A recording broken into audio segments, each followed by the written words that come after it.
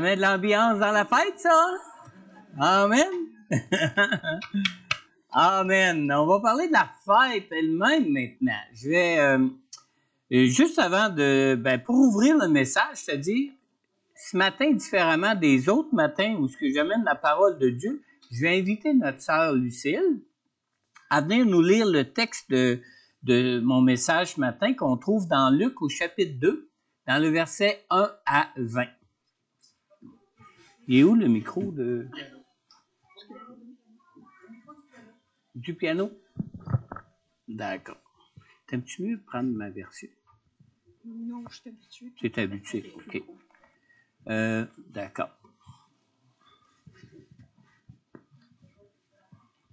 C'est dans l'Évangile de Luc, au chapitre 2, du verset 1. Non, le micro ne marche pas. Il ne marche pas. Il est ouvert. Il est ouvert. Il ne marche pas. Ce qui est là. Il est ouvert. Il est où le micro qui oui, il marche. Ah oui, il marche, OK. Dans l'Évangile de Luc, au chapitre 2, versets 1 à 20. En ce temps-là, parut un édit de César Auguste ordonnant un recensement de toute la terre. Ce premier recensement eut lieu pendant que Quirinius était gouverneur de Syrie. Tous allaient se faire inscrire chacun dans sa ville. Joseph monta aussi de Galilée, de la ville de Nazareth, pour se rendre en Judée, dans la ville de David appelée Bethléem, parce qu'il était de la maison et de la famille de David, afin de se faire inscrire avec Marie, sa fiancée, qui était enceinte. Pendant qu'ils étaient là, le temps où Marie devait accoucher arriva, et elle enfanta son premier-né. Elle l'emmaillota et le coucha dans une crèche parce qu'il n'y avait pas de place pour eux dans l'hôtellerie. Il y avait dans cette même contrée des bergers qui passaient dans les champs les veilles de la nuit pour garder leurs troupeaux. Et voici un ange du Seigneur leur apparut, et la gloire du Seigneur resplendit autour d'eux. Ils furent saisis d'une grande frayeur. Mais l'ange leur dit, « Ne craignez point, car je vous annonce une bonne nouvelle qui sera pour tout le peuple le sujet d'une grande joie. C'est qu'aujourd'hui, dans la ville de David, il vous est né un sauveur, qui est le Christ, le Seigneur. Et voici à quel signe vous le reconnaîtrez.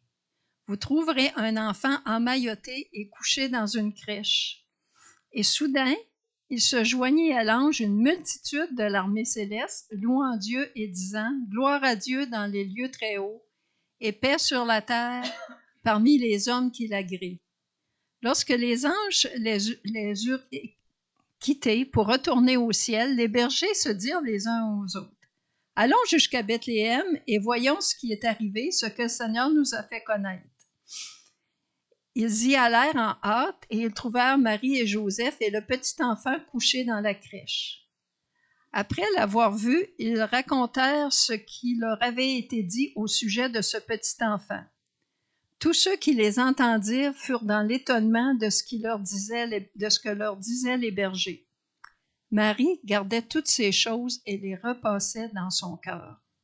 Et les bergers s'en retournèrent, glorifiant et louant Dieu pour tout ce qu'ils avaient entendu et vu, et qui était conforme à ce qui leur avait été annoncé.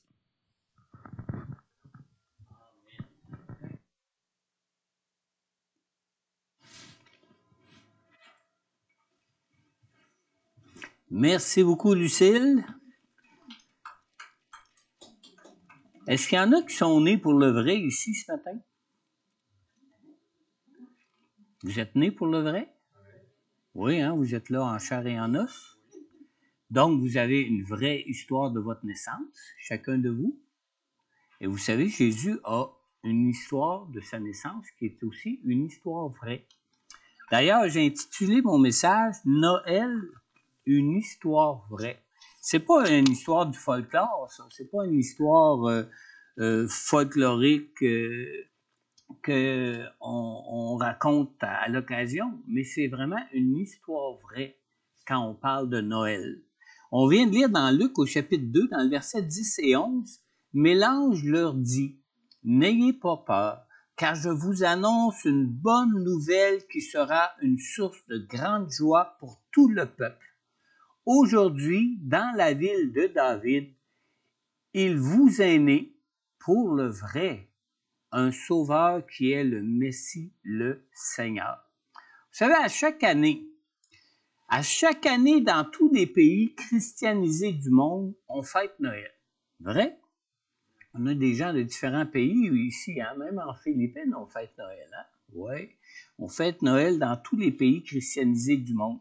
Mais de tous ceux qui fêtent Noël, qui fête véritablement Noël? C'est là qu'est toute la question. Hein? La période de Noël évoque souvent des images différentes pour chacun.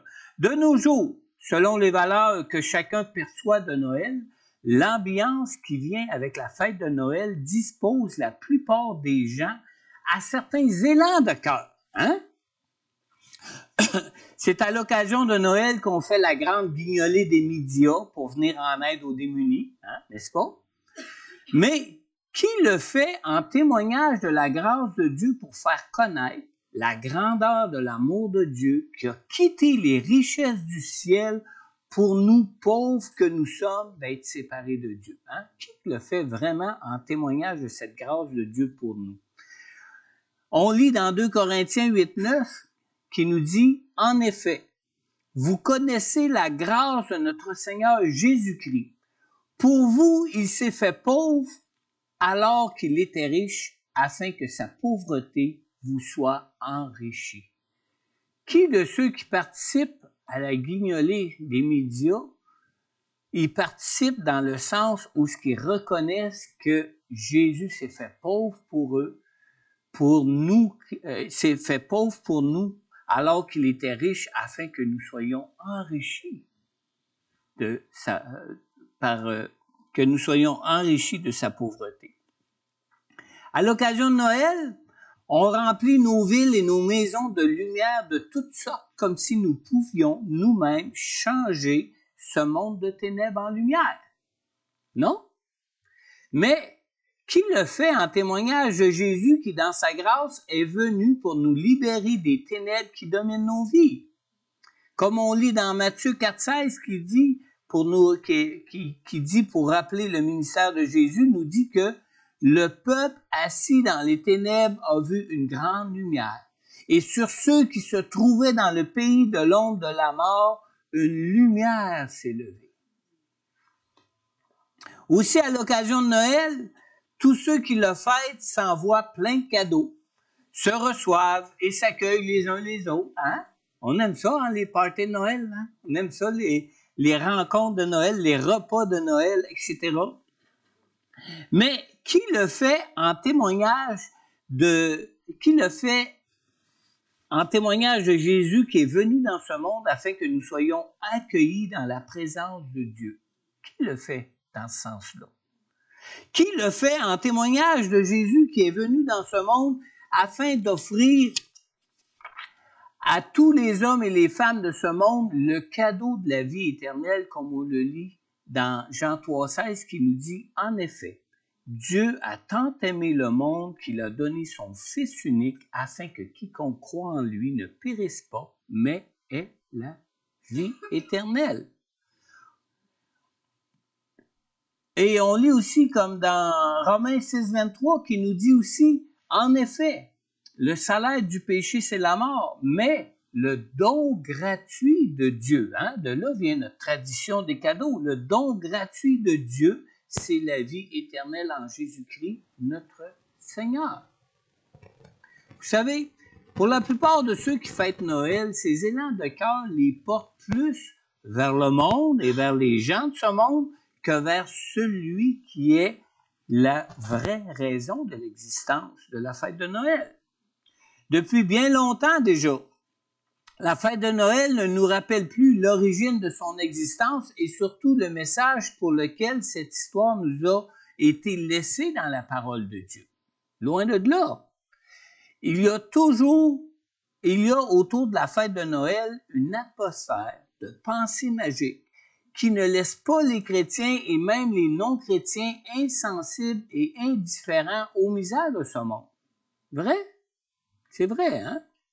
Mais de nos jours, Qui sait distinguer ce qui est vrai de ce qui est faux de la fête de Noël? Qui sait en faire la différence? Beaucoup de différentes versions qui viennent de différentes traditions de foi ont modifié ou se sont ajoutées à l'histoire qui entoure la naissance de Jésus. Par exemple, Jésus est-il bien né un 25 décembre en l'an 0 de notre ère il y a environ 2023 ans? Hein?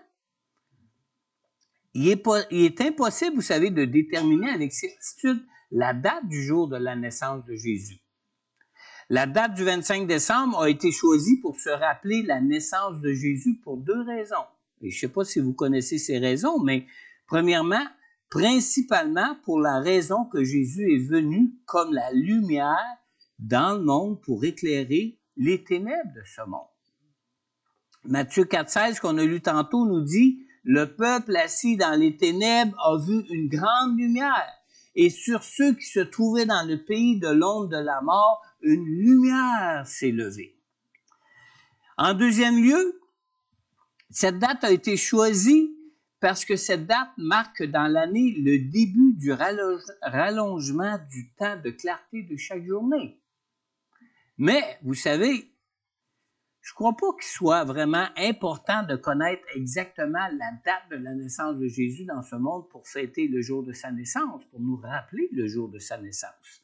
Tant qu'à moi, pour les plus jeunes comme pour les plus vieux, lorsque notre anniversaire de naissance arrive, l'accent n'est pas mis sur la date de notre naissance. L'accent est plutôt mis sur le nombre d'années vécues depuis notre naissance. Que sur la bonne nouvelle, que sur la naissance de l'être unique qui est arrivé dans ce monde. Jésus, vous savez, c'est un être unique qui est arrivé dans ce monde. Et c'est la raison pour laquelle la majorité des pays dans le monde fêtent Noël aujourd'hui. Mais est-ce qu'ils fêtent vraiment le Noël pour la raison que Jésus a été un être unique qui est né dans ce monde à son époque?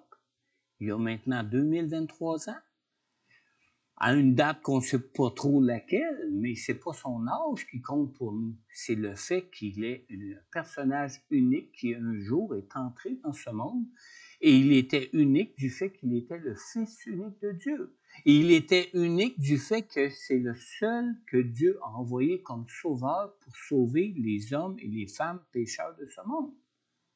Et c'est ça l'importance de fêter Noël, de se rappeler qu'un être unique est entré dans ce monde un jour.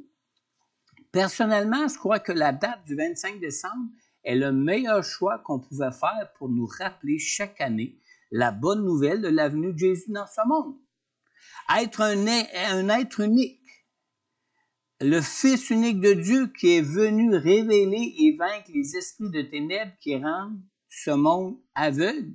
Je pense que je vais choisir la journée où à partir de ce moment-là, la clarté a commencé à augmenter chaque jour. Je pense que c'était un bon choix.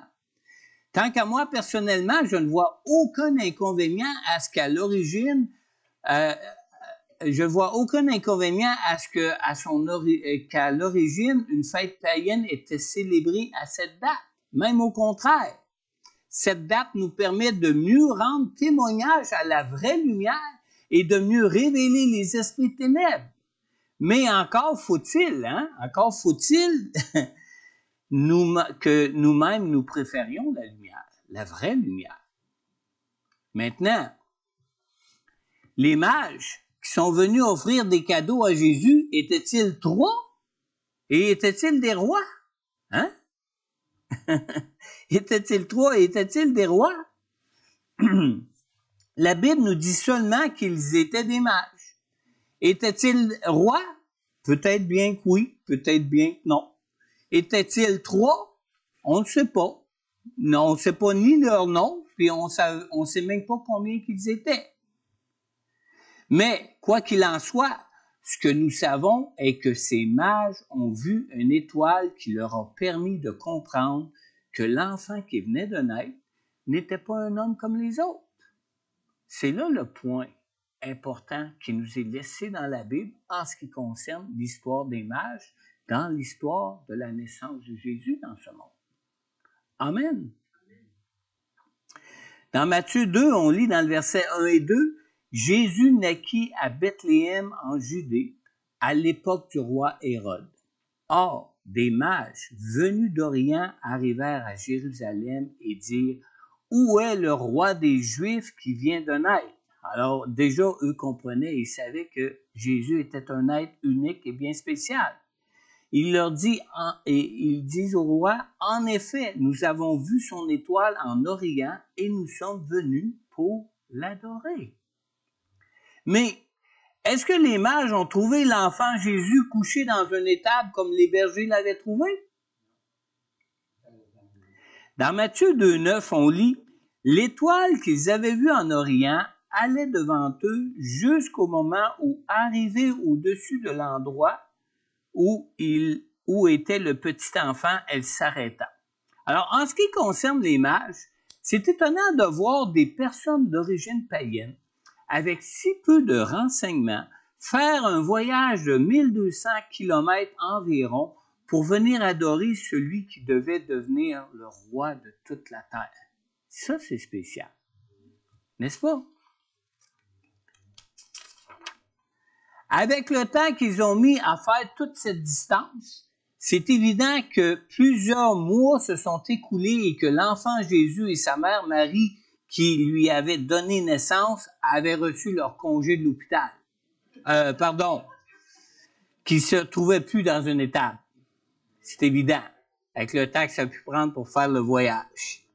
Dans Matthieu, chapitre 2, on lit dans le verset 9 et 11, je résume le début du verset 9, « L'étoile, arrivée au-dessus de l'endroit où était le petit enfant, s'arrêta.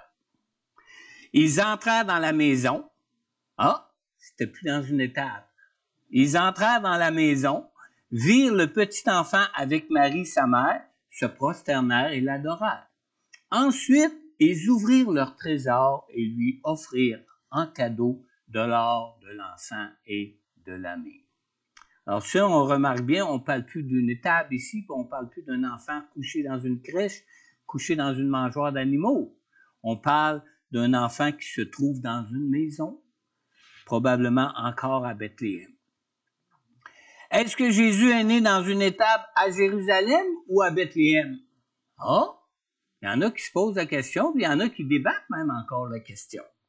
On sait que Bethléem est la ville de naissance du roi David, de qui, de sa même lignée, devait naître le Messie.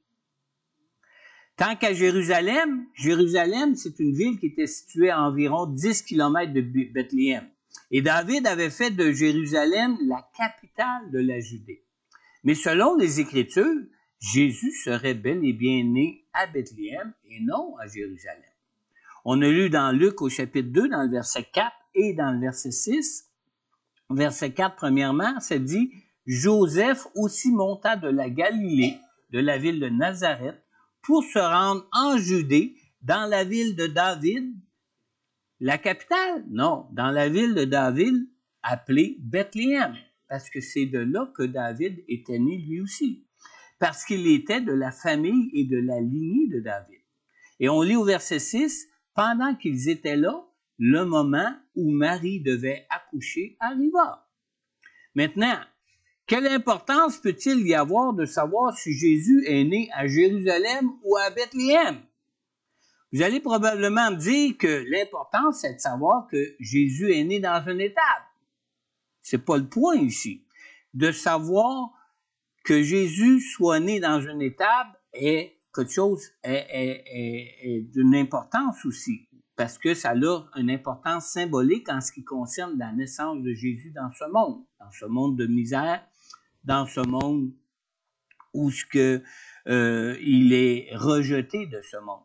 Mais de savoir qu'il est né à Bethléem a une grande importance prophétique. Une importance prophétique concernant l'accomplissement des promesses de Dieu pour Israël, son peuple, et pour le salut des pécheurs de ce monde. J'ai été content d'entendre... j'ai oublié son prénom. Pardon? Édith, d'entendre Édith terminer en disant « Jésus revient bientôt ». Justement, je vais vous en parler de Jésus revient bientôt. Quand est-ce la dernière fois que vous avez célébré Noël dans une église, vous avez entendu parler du fait que Jésus revenait bientôt? Vous allez voir combien c'est important de savoir que Jésus devait naître à Bethléem. Ça a une importance prophétique concernant l'accomplissement des promesses de Dieu pour Israël, son peuple, et pour le salut des pécheurs de ce monde. Si dans l'Évangile, il est précisé que Jésus était de la descendance de David et qu'il est né à Bethléem, c'est que ces détails étaient nécessaires pour reconnaître que Jésus était bien et bel le Messie annoncé dans la parole de Dieu qui est la vérité. C'était absolument nécessaire. Et vous savez, dans la parole de Dieu, toutes les prophéties qui annoncent la naissance de Jésus dans ce monde se sont accomplies exactement dans les moindres détails que les prophètes l'avaient annoncé. Maintenant, dans la parole de Dieu, nous trouvons beaucoup plus de prophéties qui nous annoncent le retour certain de Jésus sur terre que celles qui nous annonçaient sa première venue. Alors imaginez, comme nous savons que sa naissance dans ce monde s'est parfaitement accomplie telle qu'annoncée dans les prophéties de la parole de Dieu, nous pouvons être certains que son retour, qui lui est annoncé encore beaucoup plus souvent dans la parole de Dieu que sa première venue, on peut être certain que son retour va s'accomplir dans les moindres détails tels que la parole de Dieu nous l'annonce. Amen. Lorsque les mages sont allés au palais du roi Hérode pour s'informer où ils pouvaient trouver l'enfant qui venait de naître, vous savez que les prêtres et les spécialistes de la parole de Dieu savaient exactement où devait naître le Messie. Et pourquoi ils savaient exactement? Parce que la prophétie l'annonçait exactement. On lit dans Matthieu au chapitre 2, dans le verset 1 à 6, vous ne l'aurez pas ici, vous allez avoir juste le verset 5, mais écoutez bien, les versets 1 à 6 nous disent ici que Jésus naquit à Bethléem en Judée, à l'époque du roi Hérode. Or, des mages venus d'Orient arrivèrent à Jérusalem et dirent « Où est le roi des Juifs qui vient de naître? En effet, nous avons vu son étoile en Orient et nous sommes venus pour l'adorer. » Quand le roi Hérode apprit cela, il fut troublé et tout Jérusalem avec lui. Il rassembla tous les chefs des prêtres et spécialistes de la loi que comptait le peuple et leur demanda où le Messie devait naître. Ils lui dirent à Bethléem en Judée, car voici ce qui a été écrit par le prophète. Et toi, Bethléem, terre de Juda, tu n'es certes pas la plus petite parmi les principales villes de Juda, car de toi sortira un chef qui prendra soin d'Israël, mon peuple. Alors vous savez, beaucoup de chrétiens, même nés nouveaux, s'inquiètent du retour très proche de Jésus. Est-ce qu'il y en a parmi nous ici qui s'inquiètent du retour très proche de Jésus? Nos inquiétudes se situent surtout pour ce qui concerne la marque de la bête, n'est-ce pas? Beaucoup craignent ne pas être en mesure de reconnaître l'Antéchrist et la marque de la bête. Alors, la première chose qui est importante pour ne pas être berné par l'Antéchrist, savez-vous c'est quoi? La première chose la plus importante, c'est d'aimer la vérité. La parole de Dieu qui est la vérité. Dans 2 Thessaloniciens, on lit dans le chapitre 2, dans le verset 9 et 10, concernant l'Antéchrist. La venue de cet impie, se fera par la puissance de Satan. Écoutez bien, avec toutes sortes de miracles, de signes et de prodiges mensongers, et avec toutes les séductions de l'injustice pour ceux qui périssent parce qu'ils n'ont pas accueilli l'amour de la vérité pour être sauvés. La vérité, c'est ce qui peut nous sauver. L'amour de la vérité, c'est ce qui va nous emmener à être sauvés. L'autre chose qui est tout aussi importante, c'est de croire que Dieu est vrai et que sa parole est la vérité pour pouvoir accepter la vérité pour nous dans nos vies. Si on ne croit pas que la parole de Dieu est vraie et que Dieu est vrai, ben comment est-ce qu'on pourrait reconnaître sa parole comme étant la vérité?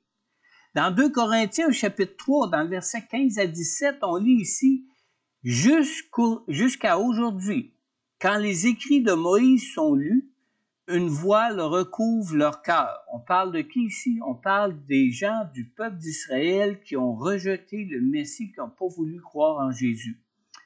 Que jusqu'à présent, quand ils lisent les Écritures de Moïse, quand les écrits de Moïse sont lus, un voile recouvre leur cœur. Mais lorsque quelqu'un se convertit au Seigneur, le voile est enlevé. Et on lit au verset 17, « Or, le Seigneur, c'est l'Esprit. Et là où est l'Esprit du Seigneur, là est la liberté. » J'ai été heureux d'entendre Marie-Josée ce matin, durant la louange, qui a parlé plusieurs fois de la vérité et de l'importance de la vérité. Amen. L'histoire de Noël, c'est une histoire vraie. Et croire à cette histoire, c'est croire en Dieu. Et croire en Dieu, c'est confier nos vies à Jésus pour notre salut. Et c'est la raison pour laquelle il est venu ici dans ce monde. De nos jours, l'histoire de la naissance de Jésus ressemble à un film basé sur une histoire vraie, mais avec des ajouts, des modifications de tous ceux qui la racontent. Les modifications ou les ajouts qui, avec le temps, ont apporté à l'histoire de la naissance de Jésus dans ce monde, qui ont été apportés à l'histoire de Jésus dans ce monde, ont carrément dénaturé le Noël que les pays christianisés fêtent dans ce monde. La fête de Noël est devenue, pour beaucoup de gens, un étrange mélange plus ou moins vrai. Un mélange de vérité, de fausseté, plus ou moins vrai. Un mélange d'amour divin et d'humanisme. Un mélange de bien-être spirituel, d'assurance spirituelle et de matérialisme. Un mélange de miséricorde divine et d'amour propre. Noël qui est fêté dans le monde est rempli de ces mélanges-là où ce que les gens aujourd'hui attachent à Noël des valeurs qui sont loin d'être conformes à l'origine de la fête de Noël, de la venue même de Jésus dans ce monde. La fête de Noël qui devrait nous rappeler la lumière que Jésus est venu apporter dans ce monde de ténèbres est devenue une lumière obscure au point que même ceux qui connaissent la vérité se retrouvent souvent entraînés dans cette confusion. Dans Jean 8, 32, Jésus nous dit « Vous connaîtrez la vérité et la vérité vous rendra libre. » Alors, connaître la vérité, c'est une chose, mais encore faut-il croire en la vérité et l'accepter pour vivre dans la vérité. Dans Jean au chapitre 1, on lit dans le verset 5, « La lumière brille dans les ténèbres et les ténèbres ne l'ont pas accueillie. » Et les premiers versets de Jean, on sait tous que ça nous parle ici de la venue de Jésus dans ce monde, de sa naissance dans ce monde. Et on lit au verset 12, « Mais à tous ceux qui l'ont accepté, à ceux qui croient en son nom, il a donné le droit de devenir enfants de Dieu. » Alors que nous parlons de croire en la parole de Dieu qui est la vérité ce matin, alors que nous parlons d'accepter Jésus qui est la parole de Dieu venue pour nous sauver, ce matin, as-tu déjà mis ta foi en Jésus pour être sauvé et être accueilli comme enfant de Dieu par le Père qui est dans les cieux? Apocalypse 3:20, Jésus te dit, « Voici, je me tiens à la porte et je frappe. Si quelqu'un entend ma voix et ouvre la porte, j'entrerai chez lui, je souperai avec lui et lui avec moi. » Pourquoi pas profiter de l'occasion de Noël pour inviter Jésus à votre table, à votre party de Noël, dans votre vie, pour vous personnellement. Alors ce matin, alors que nous célébrons sa venue dans ce monde pour venir nous sauver, si tu veux inviter Jésus à venir dans ton cœur, il se tient à la porte de ton cœur et il attend que tu l'invites à prendre la place vide qui se trouve dans ton cœur.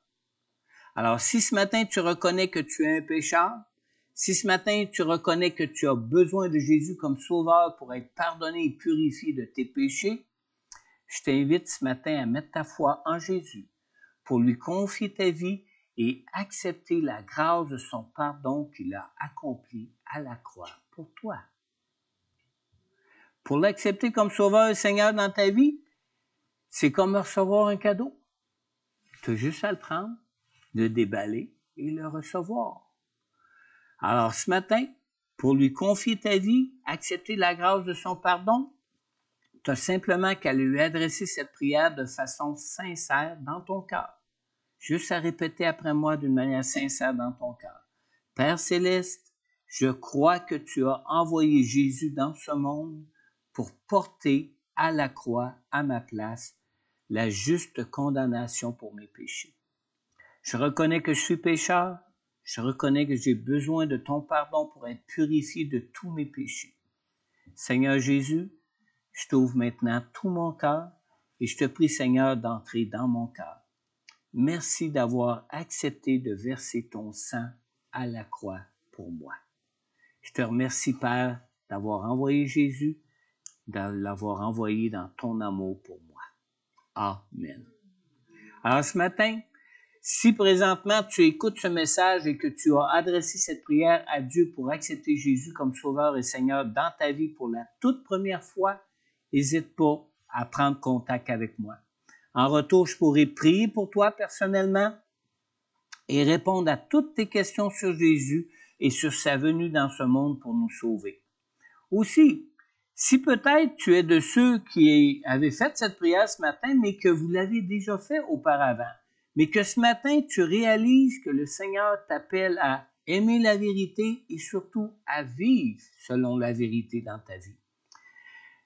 Dans Jean 8, 36, après que Jésus ait dit « Vous connaîtrez la vérité vous rendra libre », la parole de Dieu nous dit « Si donc le Fils vous libère, vous serez réellement libre. » Amen.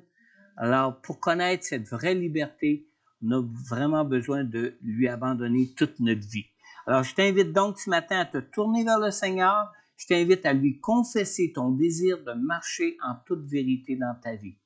Alors, si tu écoutes ce message en ligne, je t'invite aussi à prendre contact avec moi pour que je puisse aussi prier pour toi afin que tu puisses bénéficier pleinement de la vérité qui seule peut te rendre.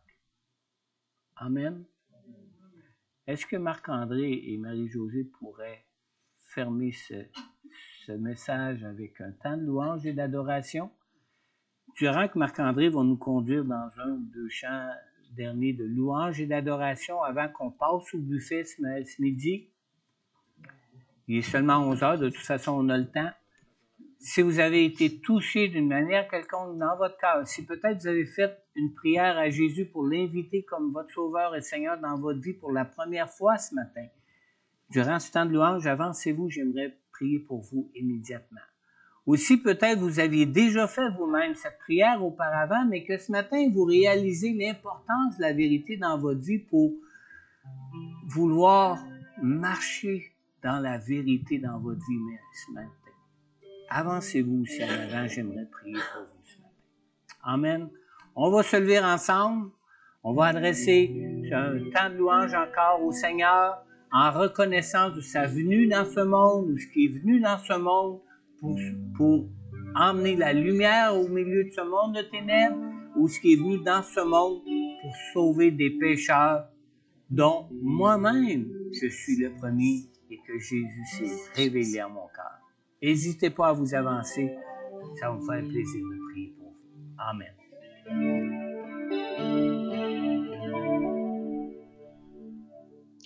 Christian, c'était pas prévu, c'est Adore Adonai, s'il vous plaît. C'est le chant Adore Adonai.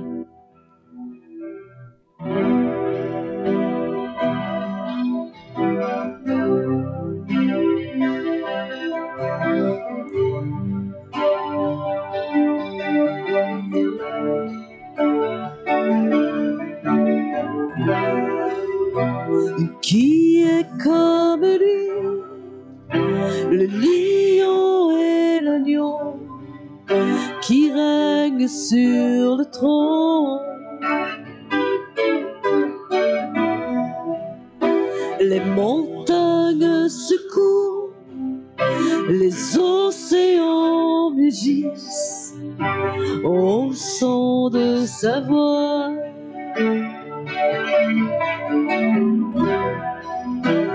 Qui est comme lui, le lion et l'agneau, qui règne sur le trône. Les montagnes secouent, les océans mugissent au son de sa voix. Adore Adonai, du lever du soleil jusqu'à la fin du jour. Adore Adonai,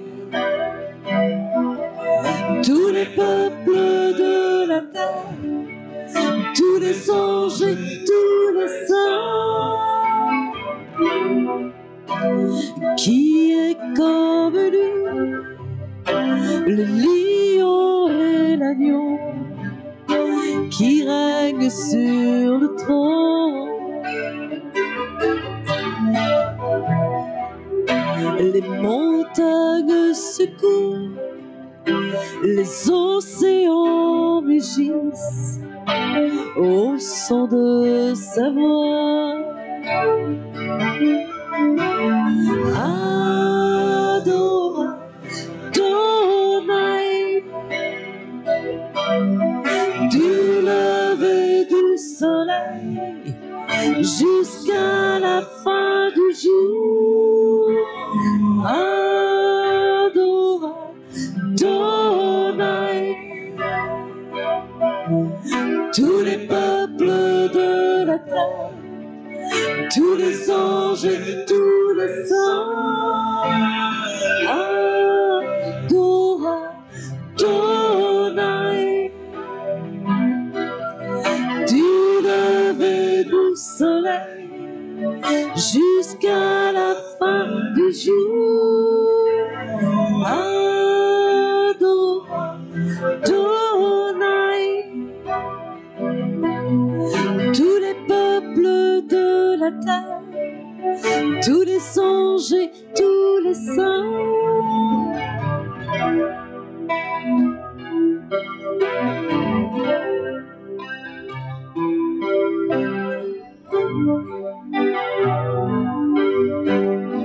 Tous les peuples de la terre vont venir l'adorer, tous les peuples de toutes les îles. Alléluia, alléluia, gloire à Jésus, alléluia.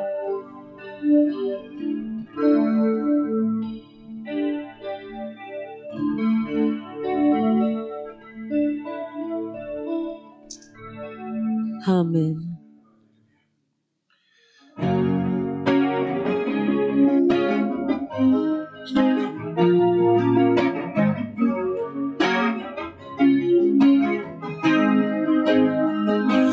Bénis Dieu, mon âme, oh mon âme, glorifie son saint nom.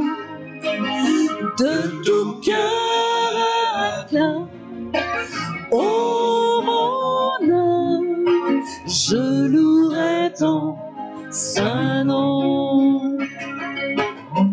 Voici l'aurore d'un jour nouveau, voici venu le temps de chanter.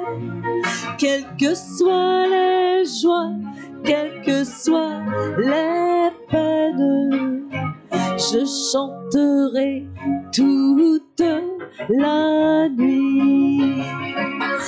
Bénis Dieu, mon âme, oh mon âme, glorifie son saint nom.